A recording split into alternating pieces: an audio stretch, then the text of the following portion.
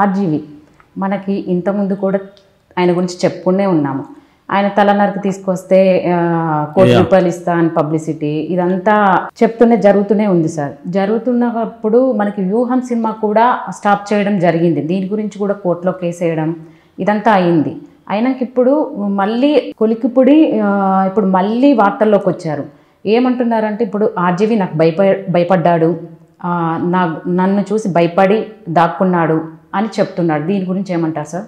ఆయన press meet నేను చూశాను. కొలికిపూడి శ్రీనివాస్ ఆయన సిఐడి వాళ్ళు పిలిచారు కాబట్టి సిఐడి దగ్గరికి వెళ్ళి దాదాపు 10 గంటల పాటు సిఐడి విచారించింది ఆయన్ని. విచారణ అయిపోయినాక ఆయన మీడియాతో మాట్లాడారు. ఆయన ఏం మారలేదు. దాంట్లో కూడా ఆయన గట్టిగానే అతను ఒక చీడపురుగు, ఒక ఉన్మాది, అట్లాంటి ఉన్మాది చీడపురుగు సమాజంలో ఉండడానికి అర్హత లేదు, అందుకనే నేను ఆ మాట అనాల్సి వచ్చింది. మీరు నా మాట కాకుండా దాని వెనక నా ఆవేశాన్ని అర్థం చేసుకోండి. అది చట్టానికి ఇబ్బంది కాబట్టి నన్ను పిలిచారు వాళ్ళు. నేను ప్రతి దానికి సమాధానం ఇచ్చాను. నాకు ఆర్జీవికి వ్యక్తిగతంగా ఏ రకమైన వైరం లేదు. జీవితంలో ఫస్ట్ టైం ఆర్జీవి భయపడ్డాడని చెప్పారు నాకు. నేను ఆల్రెడీ ఆర్జీవి నా మీద కంప్లైంట్ ఇవ్వగానే ఆయనకు ఫోన్ చేశాను, తీయలేదు. మళ్ళీ ఇప్పుడు కూడా చేస్తున్నాను చూడండి అని చేసి ఫోన్ అందరికి చూపించాడు. దానిపైన ఆర్జీవి అని పెట్టుకున్నాడు. ఆర్జీవి అని వస్తుంది, ఆయన తీయలేదు ఫోను. ఇది జరిగింది. సో ఇప్పుడు మనం ఫస్ట్ భయపడ్డాడనే విషయానికి సంబంధించింది అంటే, నేను ఆర్జీవితో ఒక 4-5 ఏళ్ళు ట్రావెల్ అయినాను. ఒక సినిమా కంప్లీట్గా కిల్లింగ్ వీరప్పన్కి స్క్రిప్ట్ రాశాను. షూట్కి కూడా ఫారెస్ట్ షూట్కి వెళ్ళాను. అప్పుడప్పుడు కూడా ఎప్పుడైనా కలుస్తుంటాం. ఆయన ఎప్పుడైనా పని ఉంటే నాకు ఫోన్ చేస్తారు.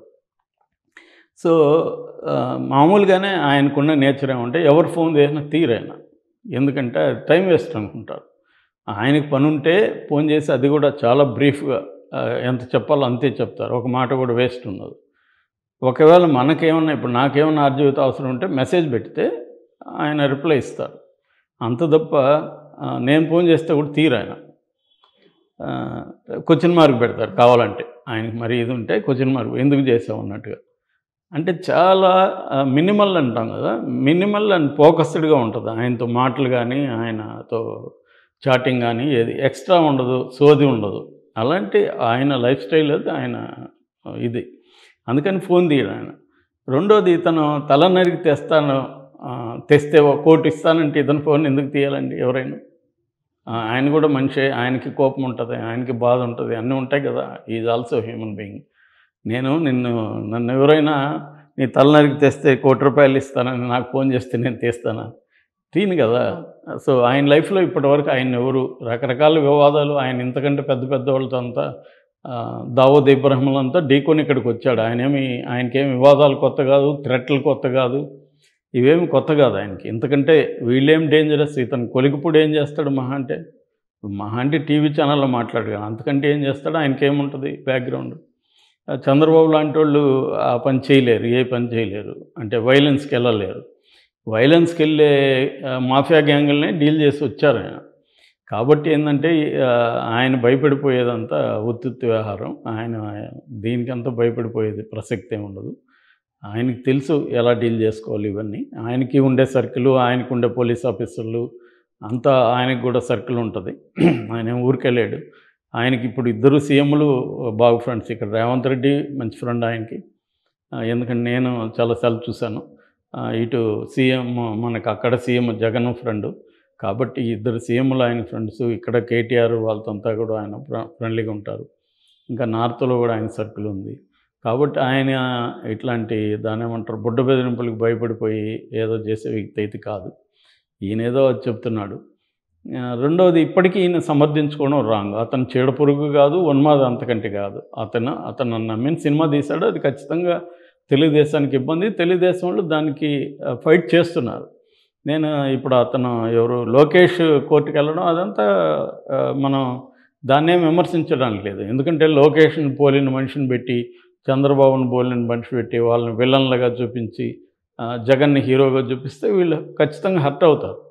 హర్ట్ అయినప్పుడు వాళ్ళ లీగల్ పద్ధతులు దాన్ని వ్యతిరేకించవచ్చు, అతనికి ధర్నా చేయొచ్చు, అతని సినిమాలు ఆపేయమని కోర్టుకు వెళ్ళొచ్చు, సెన్సార్కి వెళ్ళొచ్చు, ఇవన్నీ ఫైన్. దాంట్లో ఏమీ లేదు. ఆయన కూడా దాన్ని ఆయన పద్ధతిలో డీల్ చేసుకుంటాడు. ఇదంతా ప్రజాస్వామ్యంలో ఏంటంటే ఎవరు ఫ్రీడమ్ ఆఫ్ స్పీచ్ ఉంటుంది. At the same time freedom of స్పీచ్కి కూడా కొన్ని లిమిటేషన్స్ ఉంటాయి. ఆ లిమిటేషన్స్ దాటినప్పుడు వ్యవస్థలు ఉన్నాయి, అంటే కోర్టులు ఉన్నాయి. దానంతా ఫ్రీడమ్ ఆఫ్ స్పీచ్ దీన్ని ఇక్కడ ఏమన్నా ఇబ్బంది ఉందా అనుకున్నప్పుడు కోర్టు ఆల్రెడీ ఇప్పుడు హైకోర్టులో ఉంది. ఆయన భయపడి ఉంటే ఆల్రెడీ ఇప్పుడు హైకోర్టులో సింగిల్ జడ్జి తీర్పు ఏమిచ్చాడంటే 11 వరకు పోస్ట్పోన్ చేశారు, సినిమా రిలీజ్ చేయొద్దని చెప్పారు. దీనికి సంబంధించిన డాక్యుమెంట్స్ అంతా పెట్టమన్నారు. మొన్ననే ఆర్జీవి వాళ్ళ ప్రొడ్యూసర్ కోర్టుకి బెంచ్కి వెళ్ళి సింగిల్ జడ్జి ఇచ్చిన తీర్పు వల్ల మాకు లేట్ అవుతుంది సినిమా, త్వరగా దీన్ని డిస్పోజ్ చేయమని చెప్పండి అని చెప్తే 8th దాన్ని ఇంకొద్దిగా ప్రీపోన్ చేసి 8th లోపల తేల్చమని సింగిల్ జడ్జికి ఆదేశాలు ఇచ్చింది బెంచ్. మరి ఈయన భయపడిపోయింటే సినిమాని ఆపేయాలిగా, సినిమా త్వరగా రిలీజ్ చేయమని ఎందుకు బెంచ్కి వెళ్ళాడు ఆయన? ఖచ్చితంగా ఆయన ఏదో పద్ధతిలో రిలీజ్ చేస్తాడు. ఏది కోర్టు ఇవ్వకపోతే లీక్ పెట్టేస్తారు, ఐబొమ్మలో పెట్టేస్తాడు సినిమా. యూట్యూబ్లో 100 ఛానళ్ళు యూట్యూబ్లో పెట్టేస్తారు. 100 ఛానల్ నువ్వు తీసేకాడికి నీకు ఇంకొక 100 ఛానళ్ళు పెడతారు. ఆయనకి టీమ్స్ లేవా? ఆయనకి ఎడిటింగ్ ఇది తెలీదా? ఆయన యూట్యూబ్ ఛానల్కి ఐడియా లేదా? ఒక సినిమాని ఆపడం ఇవాళ ఎవరి తరం కాదు. ఎందుకంటే ఇవాళ ఉన్న నెట్వర్క్కి దాన్ని రకరకాల పద్ధతుల్లో రిలీజ్ చేసేస్తారు. ఇప్పుడు పోర్ను కొన్ని 100 సైట్లు బ్యాన్ చేసింది సుప్రీంకోర్టు. ఏమన్నా బ్యాన్ అయినాయా? లాస్ట్లో URL మార్చుకొని మళ్ళీ అవే వస్తుంటాయి.